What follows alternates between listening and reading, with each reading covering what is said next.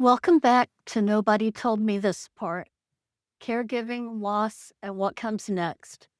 I'm your host, Shelby Della Rosa. Today, we're talking about something I hear from women all the time in one form or another. What if I try something new or make a big decision and it just goes wrong? Let's take a breath together and begin. I want to start with the fear itself because I think it deserves to be named before we do anything else. A lot of you have told me some version of this. You want to try something new, a hobby, a move, a relationship, a decision about your house or your money or your future. But underneath the wanting, there's this quiet, nagging voice. What if I mess it up? What if I make the wrong call and it costs me? What if I don't have anything left in me to survive one more hard thing? That fear makes so much sense. You've already lived through the worst thing you can imagine. Of course, some part of you is standing guard now, trying to make sure nothing else gets through. But here's what I want to offer you today. Not a promise that everything you try will work out. It won't. Some of it won't. I know that firsthand. But a promise that when it doesn't, that's not the end of your story either. Let me tell you about two houses. 3 months after my husband died, I sold our family home. That house had been everything to him. Nearly 3,000 square feet, a double lot, a house he built up from nothing, pretty much. But by the time I made that decision, it needed about $75,000. Yes, you heard that right. Worth of work that had gone undone while he was getting sicker. It had this huge yard that took constant upkeep, and every single room held memories. Not the good kind, mostly. There were some of those from the early days before everything changed. But the bad ones had grown up over the good ones like weeds. And honestly, my kids didn't have many good memories in that house to begin with. Things had already gotten hard by the time they were old enough to really know the place. I made the decision to sell it against a whole lot of family resistance. I want to be specific about who that resistance came from, though, because I think it matters. It wasn't from the people who had actually lived in that house with his disability and all the things that came with it with us. It was from people who had never lived in that house or who had left long before things got really bad there. They had feelings about a house they hadn't been sitting in at 2 in the morning. I sold it anyway.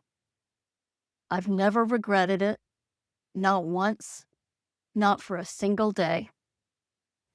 And what I bought was, in almost every practical way, the opposite of what I sold. Half the square footage, a fraction of the yard, small and warm and cozy instead of big and impressive. It became a healing place for me and my kids. That house did exactly what I needed a house to do in that season, which was hold us gently while we figured out how to be a family of 3 instead of 7. That was decision 1. 3 years later, I made a very similar decision. Sell the house I had bought 3 years earlier, move on to something new. Money had gotten tight. I had started a new relationship, one that would go on to become a pretty significant disaster of a second marriage, though that's a story for another day. There was a lot going on all at once. And instead of doing what I had done the first time, which was sit with wise counsel and people who actually knew our situation before I acted, I just reacted. I listed the house, I sold it. And here's the part I think you need to hear most because it's not the tidy version of this story. You'd think that there would have been a warning, a pit in my stomach, that low hum of dread that's supposed to show up right before you do something you shouldn't. There wasn't one, none. In fact, right around the time we were moving, we found a plumbing leak in a wall of that house, and I let that convince me even further that I was doing the right thing. See, I told myself, this confirms it. It didn't confirm anything. It was just a leak. I have regretted that decision every single day since. Now, I want to be careful here because I don't want to overstate this for the sake of a tidy episode. Selling that second house was not a catastrophe on its own. Some of what came after it, including that second marriage, that's where the real damage happened. But even just sitting with the house decision itself, I didn't manage what came next very well. I reacted instead of sitting with wisdom. And my kids and I have talked a lot in the years since about what I could have done differently, what I could have done better. I'm not going to get into the details of those conversations. My kids are fiercely private people, and that's theirs to hold, not mine to hand out on a podcast. But I'll tell you this much. In some ways, in trying so hard to protect them after their dad died, I had overprotected them. And that season, hard as it was, ended up teaching all three of us something about managing our own lives that we probably needed to learn one way or another. That doesn't erase the regret. I want to be honest about that. It's still there. But it's not the whole story either. Here's what I keep coming back to when I think about those two houses. Same woman, me. Similar circumstances on paper. Grief, stress, a big decision about a house. But two completely different processes. The first time I sought wisdom and I acted from a clear place, even against real resistance.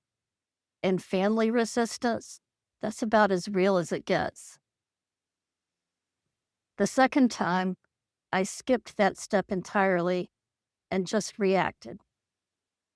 And I want to say something plainly because I think it's the thing that actually matters here. There wasn't a feeling that warned me the second time. I didn't ignore some gut instinct screaming at me to stop. There simply wasn't one to ignore. And I think a lot of us are out there waiting for that feeling, waiting for the pit in the stomach, the hum of dread, some internal alarm that's supposed to go off before we do something we'll regret. And when it doesn't come, we think that means we're safe, that we did it right. But feelings aren't facts. Sometimes you won't feel anything at all before a decision that goes sideways. Sometimes you'll even feel confirmation, like I did with that leak, and it'll mean nothing.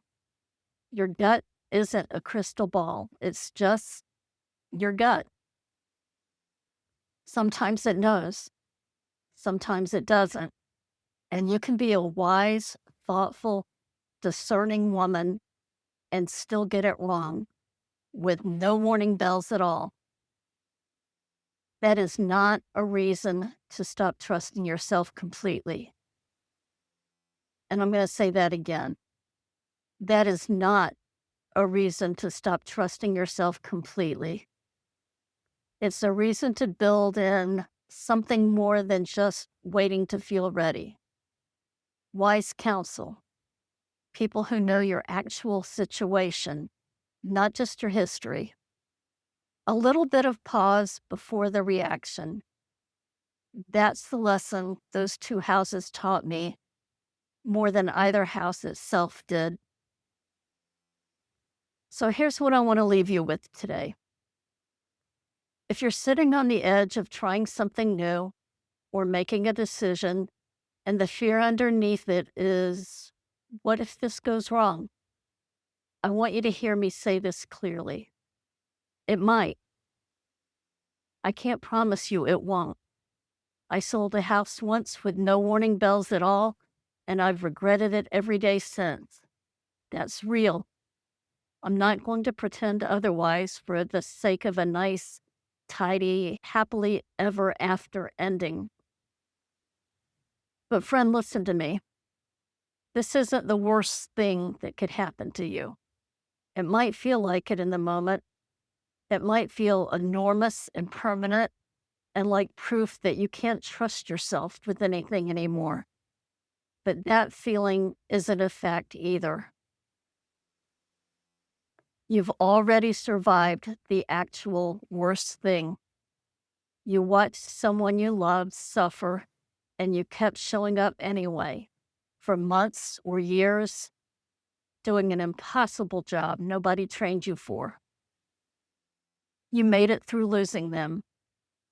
You made it through the couch and the guilt and the hollow feeling and the empty abyss of not knowing who you were anymore. I know you hate it when people tell you how strong you are. I hate it too most days. But here's the truth underneath that overused phrase. You were strong enough for that, the actual worst thing, which means you have exactly what it takes for this too, whatever your this turns out to be. A decision that goes sideways, a new thing that doesn't fit, a relationship or a house or a hope that doesn't work out the way you planned. You already have the strength. You already have the courage. You've just never had to use it on something this small, at least in comparison, before. Thanks for sitting with me through this one today. It is a disruption to what I had planned, but it came up because of conversations that I had with women over the last week or so. It seemed like it was important enough to address. Please remember that healing isn't about fixing your old self. It's about learning who you are now. And who you are now is a woman who can try something, watch it go sideways, and still be standing on the other side of it. Not because it doesn't hurt, it does. Regret is real, and it's allowed to stay as long as it needs to. But it doesn't get a vote on who you are or what you're capable of. Until next time, take it one breath at a time. Take good care of yourself. Feelings are facts, and you have exactly what it takes. You've already begun.